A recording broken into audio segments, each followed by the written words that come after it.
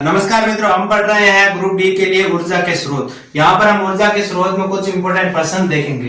तो सबसे पहले ऊर्जा किसे कहते हैं? कार्य करने की क्षमता को हम यहाँ पर ऊर्जा कहते हैं। यानी हम किसी भी मशीनरी द्वारा, किसी भी व्यक्ति द्वारा जो काम किया जाता है या फिर किसी व्यक्ति द्वारा जो काम करने की क्षमता होती है उसी को हम यहाँ पर ऊर्जा कहते हैं। किसी भी भौतिक अथवा रासायनिक प्रक्रम में कुल ऊर्जा अपरिवर्तित रहती है। यानी कि ऊर्जा का एक गुण होता है जिसके कारण यह हमेशा अपने प्रक्रम के द्वारा अपरिवर्तित रहती है। मतलब कि जैसे ऊर्जा एक दूसरी अवस्था में रूपांतरित होती है लेकिन वो खत्म नहीं हो सकती और नहीं बन सकती है। जितनी ऊर्जा हमारे पास उपलब्ध है उतनी ही रहती है, अपरिवर्तित रहती है। उदाहरण के तौर पर देखते हैं, सूर्य से जो ऊर्जा आएगी वो सूर्य की ऊर्जा हम अपन दैनिक जीवन में जो कार्य होंगे उनमें उपयोग में लेंगे और वही ऊर्जा फिर अलग रूप में रूपांतरित हो जाती है। तो कहने का मतलब है ऊर्जा कभी है परिवर्तित नहीं होती, ऊर्जा का मान उतना ही रहता है लेकिन एक दूसरे रूप में बदलती रहती है। अब हम पढ़ेंगे ऊर्जा के स्रोत।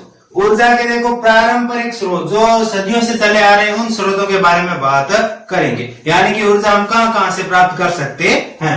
हम सबसे पहले पढ़ेंगे जीवाश्म ईंधन। देखिए हमारे पास जीवाश्म ईंधन दो ही प्रकार के होते हैं, एक होता है कोयला और एक होता है पेट्रोलियम। कोयला और पेट्रोलियम ही दो ऐसे पदार्थ हैं जो हमें जमीन से या समुद्र की गहराइयों से मिलते हैं। इन्हें जीवाश्म ईंधन कहते हैं। जीवाश्म ईंधन इसलिए कहते हैं क्योंकि ये जीव के मृत अवशेषों से प्राप्त होते हैं। जैसे कोयला होता है तो कहीं लगभग 300 मिलियन वर्ष पहले बाढ़ के समुद्र के आसपास के जो गांव थे जहां पर वन थे उसमें क्या बाढ़ आई थी। बाढ़ आने के कारण वो जो भी वनस्पति थी वो जमीन में दब गई थी जिसके कारण उस पर दबाव पड़ने लगा और उच्च ताप उत्पन्न हुआ। इसकी वजह से वो धीरे धीरे यहाँ पर कोयले में परिवर्तित हो गए और उनसे जो हम कोयला प्राप्त करते हैं वो प्राकृतिक कोयला होता है। तो जो हमारे देश की जो भी ऊर्जा के स्रोत है उसका लगभग 55% भाग इसी कोयले द्वारा चलता है। या जो भी हमारे दैनिक जीवन में ऊर्जा उपयोग होती है उसमें कोयला बहुत बड़ा ऊर्जा का स्रोत है क्योंकि कोयले से लगभग यहाँ पर भारत में 55% तक की ऊर्जा उपयोग की जाती है। दूसरा है पेट्रोलियम। देखिए समुद्री जीव होते हैं, समुद्री जीव मर जाते हैं, फिर मरने के बाद में वो तली में जमा हो जाते हैं जाके समुद्र की तली में। फिर वहां पर क्या होता है कि उनके ऊपर रेत वगैरह आ जाती है। इसकी वजह से उनके अवशेष धीरे धीरे पेट्रोलियम जैसे लिक्विड में बदल जाते हैं। लिक्विड में बदलने की वजह से वो फिर पेट्रोलियम कच्चे पदार्थों के रूप में हम निकालते हैं और उसी का हम उपयोग करते हैं पेट्रोल, डीजल, केरोसिन वगैरह में। भारत में लगभग पेट्रोलियम का उपयोग 10 से 15% ऊर्जा के रूप में होता है। अब हम पढ़ेंगे कि यहाँ पर कोयला और पेट्रोल इंपोर्टेंट क्यों है। इंपोर्टेंट इसीलिए है क्योंकि इनकी मात्रा बहुत कम है लेकिन यहाँ पर ऊर्जा के रूप में इनका उपयोग बहुत अधिक है, इसलिए इनको बचाना आवश्यक है। कहने का मतलब यह है कि यहाँ पर कोयला को बढ़ने में लगभग 100 से 150 साल का वक्त लगता है। पेट्रोलियम के बढ़ने में भी काफी सालों का वक्त लगता है और इनके जो भंडार है वो बहुत सीमित है, इसलिए इनको बचाना आवश्यक है। प्राचीन काल से ही उष्ण ऊर्जा का बड़ा स्रोत लकड़ी रही है। मतलब कि हमारे प्राचीन समय से भी चलता आ रहा है कि लकड़ी से हम जो भी है ऊष्मा प्राप्त करते हैं या फिर ताप प्राप्त करते हैं और उससे हम ऊर्जा के रूप में काम में लेते हैं और लकड़ी से फिर बनते हैं कोयले और वह कोयले फिर ईंधन के रूप में काम में लिए जाते हैं। तो यहाँ पर कोयले दो प्रकार के होते हैं, एक तो प्राकृतिक कोयले जो जमीन से प्राप्त होते हैं, एक होते हैं हमारे पास तो कास्ट कोयले जो लकड़ी से बनाए जाते हैं और दोनों का उपयोग ईंधन के रूप में होता है। ऊर्जा की बढ़ती मांग की आपूर्ति जीवाश्म ईंधन पेट्रोलियम से की जाती है। ऊर्जा की बढ़ती मांग की आपूर्ति ज्यादातर पेट्रोलियम से होने लगी है। अब पेट्रोलियम से किस प्रकार से? पेट्रोलियम के संघटक हो गए हमारे पास, जैसे पेट्रोल है, डीजल है, एलपीजी है, केरोसिन है, सीएनजी है, बिटुमीन है और मोम है। तो इन स्रोतों का उपयोग ज्यादा होने लगा, इसलिए यहाँ पर कोयले का तो प्रतिशत घटने लगा है लेकिन यहाँ पर पेट्रोलियम का जो प्रतिशत है वो बढ़ने लगा है। कहने का मतलब है कि पेट्रोलियम का उपयोग अब यहाँ पर 15% है और बढ़ने वाला है। अब कोयले के संघटक देखिए, जैसे कोक है, कोलता है, कोयला गैस है, इनका उपयोग भी कई अलग अलग क्षेत्रों में होता है।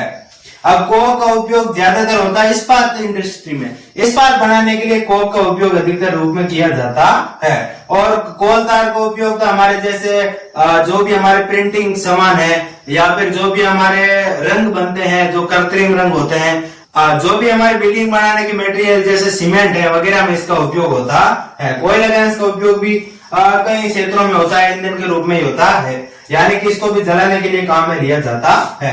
पेट्रोलियम जैसे पेट्रोल है, पेट्रोल का उपयोग हल्के वाहन चलाने में जो होता है जैसे कारें वगैरह में। डीजल का उपयोग बाहर ढोने वाले वाहनों में होता है। एलपीजी का उपयोग घरों में होता है। केरोसिन का उपयोग भी ईंधन के रूप में होता है। सीएनजी का उपयोग भी वाहनों में होता है। और बिटुमेन का उपयोग हमारे जैसे सड़कें बनाने में होता है। और मोम यानी कि जो भी हमारे घरों में मरम जो भी वासलीन वगैरह होती है उसको बनाने में मोम का उपयोग होता है। तो ये कहने का मतलब है कि कोयला और पेट्रोलियम दो ही ऐसे जीवाश्म ईंधन है जो हमारे स्रोत का ऊर्जा के स्रोत का सबसे बड़ा माध्यम है और इन्हें बचाना जरूरी है। ये अनवीकरणीय स्रोत है, इन्हें संरक्षित करना आवश्यक है क्योंकि इन्हें बनने में करोड़ों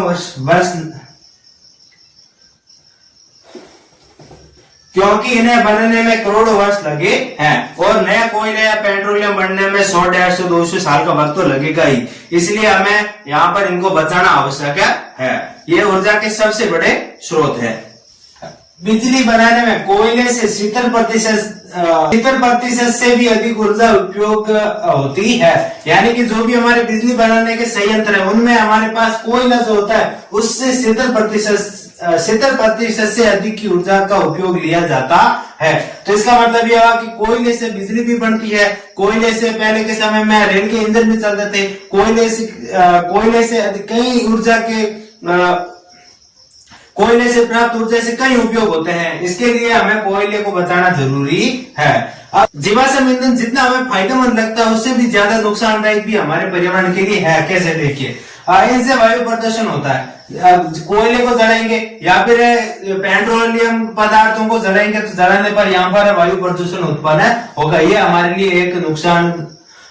लिए एक चिंता का विषय है। इनके जलने पर कार्बन, नाइट्रोजन व सल्फाइड के ऑक्साइड मुक्त होते हैं जो अम्ल वर्षा के लिए उत्तरदायी होते हैं। इनको जलाएंगे तो हमें इनसे कार्बन और नाइट्रोजन, सल्फाइड इनसे निकलते हैं और वो फिर क्या करते हैं कि वातावरण में मिल जाते हैं और वातावरण में मिलने के बाद में वातावरण में पूरी तरह से घुल जाते हैं, वातावरण को पूरी तरह से अम्लीय बनाते हैं। अब जैसे ही वर्षा ऋतु में वर्षा होती है तो उस वर्षा के जल को भी अम्लीय बना देते हैं, जिससे हमें अम्लीय वर्षा देखने को मिलती है। उसमें क्या होता है कि जो पीएच मान होता है जल का वो कम हो जाता है। ये वर्षा हमारे भूतल पर आएगी तो कई प्रकार के नुकसान फैलाएगी। जैसे वो जलीय स्रोतों में जाएगी, जैसे मछलियों के आसपास, तो उनको नुकसान पहुंचाएगी, उनको श्वसन लेने में परेशानी होगी और हमारे भी कई प्रकार की बीमारी उत्पन्न कर सकती है। इसलिए इनको जलाने का उपयोग कम से कम करना चाहिए। इनसे CO2 मुक्त होती है जो वातावरण में गर्मी बढ़ाती है, जिससे ग्लोबल वार्मिंग होती है। जो भी हम ग्लोबल वार्मिंग की बात करते हैं, यानी कि जो गर्मी बढ़ने का स्तर है वो कार्बन डाइऑक्साइड की वजह से होता है और कार्बन डाइऑक्साइड ज्यादातर जीवाश्म ईंधन से निकली हुई CO2 की वजह से होता है। अब हम देखते हैं कि तापीय विद्युत संयंत्र क्या होता है। अब हम बढ़ेंगे तापीय विद्युत संयंत्र के बारे में।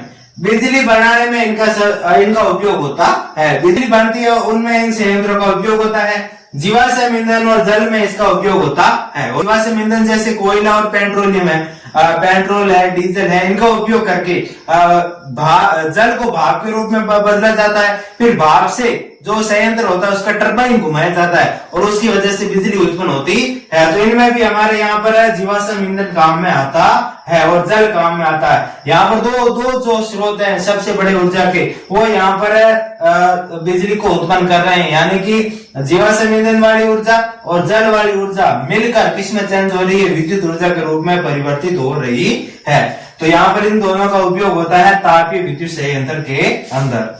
अब हम बात करेंगे जल विद्युत संयंत्र के बारे में। देखिए, जो भी पारंपरिक जल के स्रोत हुआ करते थे, जैसे कोई नदी है या कोई बांध है, उसके पास में क्या करते उसके पास में विद्युत संयंत्र लगा दिए जाते थे और विद्युत संयंत्र में जो भी टरबाइन होता था उसको घुमाया जाता था जल की सहायता से, वजह से वहां पर विद्युत बनती थी। प्राकृतिक जल स्रोतों के जल से विद्युत संयंत्रों के टरबाइन को घुमाकर बिजली बनाना इसका उपयोग होता है। ये मान लिया हमारे पास कोई बांध है और बांध यहाँ पर जल भरा हुआ है और यहाँ पर निकासी केंद्र बनाया गया है और यहाँ पर लगा दिया विद्युत का संयंत्र। जैसे यहाँ से पानी को छोड़ा जाएगा, गेट को खोला जाएगा तो ये यहाँ से टरबाइन से टकराएगा और टरबाइन इसकी वजह से घूमेगा। यहाँ पर टरबाइन घूमने की वजह से ये हमारे पास इसमें विद्युत उत्पन्न होगी और फिर पावर लाइन के लिए दे दी जाएगी। और जो यहाँ से टरबाइन को घुमाता हुआ जल वो जलाशय से यहाँ पर सप्लाई के लिए चला जाता है। तो इस प्रकार के संयंत्र से विद्युत बनाई जाती है। प्रश्न ये बनता है कि जल विद्युत संयंत्र किसके उपयोग में होता है, तो उसमें होता है हमारे पास बिजली बनाने में। जल विद्युत संयंत्र का उपयोग कहाँ पर होता है, तो उसका उपयोग होता है बिजली बनाने के लिए। उसमें क्या किया जाता है, विद्युत संयंत्र के टरबाइन को घुमाया जाता है जल के द्वारा, इसकी वजह से हमें यहाँ पर बिजली प्राप्त होती है। जैव गैस संयंत्र, जैसे हम यहाँ पर बायोगैस संयंत्र भी कह सकते हैं। पशु अपशिष्ट इकट्ठा करके उनसे प्राप्त गैस को इकट्ठा करना व ईंधन के रूप में उपयोग करना, यानी कि बायोगैस बनाने के लिए जो संयंत्र होते हैं उनको हम यहाँ पर जैव गैस संयंत्र कहते हैं। उसके अंदर क्या होता है कि जो एक गुंबद प्रकार की संरचना होती है और साइड में एक चौकोर संरचना होती है जो खुला हुआ होता है। खुले हुए के अंदर यहाँ पर गोबर वगैरह भरा जाता है और फिर वो गोबर इकट्ठा होता है, कई दिनों पड़े रहने के बाद में उसमें से गैस रिलीज होती है जो बायोगैस होती है और फिर उसको इकट्ठा किया जाता है, तो वो होता है हमारे पास जैव गैस संयंत्र। जैव गैस एक उत्तम गैस होती है, इनसे 75% मीथेन गैस होती है। ये एक शुद्ध गैस होती है, ये एक शुद्ध गैस होती है जिसमें 75% तक यहाँ पर मीथेन गैस होती है, बाकी 25% में अन्य गैसें होती है। अब यहाँ पर इसका उपयोग ईंधन के रूप में किया जा सकता है क्योंकि ये शुद्ध होती है और शुद्ध होने की वजह से यहाँ पर प्रदूषण कम फैलाती है। पवन विद्युत संयंत्र, हमने यहाँ पर कहीं पर पंखे में घूमते हुए देखे होंगे जिसको पवन चक्की कहते हैं। वो क्या करते हैं कि यहाँ पर विद्युत बनाते हैं, वो घूमकर यहाँ पर विद्युत का उत्पादन करते हैं। पवन ऊर्जा का उपयोग करके बिजली बनाना, कहने का मतलब है जो भी हमारी वातावरण में पवन यानी कि हवा घूम रही है उसका उपयोग करके बिजली बनाने में इसका उपयोग होता है। यहाँ पर क्या किया जाता है कि एक पंखा होता है और पंखे के ऊपर यहाँ पर विद्युत संयंत्र लगा हुआ होता है और ये हमारे पास जो भी है ये हमारे पास पंखा होता है और हवा की वजह से ये रोटेट करता है, घूमता है और इसकी वजह से इसका टरबाइन ये लगा हुआ घूमता है और जो यहाँ से बिजली उत्पन्न होती है फिर ये सप्लाई के लिए चली जाती है। डेनमार्क को पवनों का देश कहा जाता है। डेनमार्क देश की जो भी बिजली होती है उसमें से 25% बिजली यहाँ पर पवन चक्कियों द्वारा बनाई जाती है, इसलिए यहाँ पर डेनमार्क को पवनों का देश कहा जाता है। इस वीडियो में इतना ही। ऊर्जा के स्रोत के बारे में और अभी बाकी है, वो हम करेंगे पार्ट 2 में। Thank you.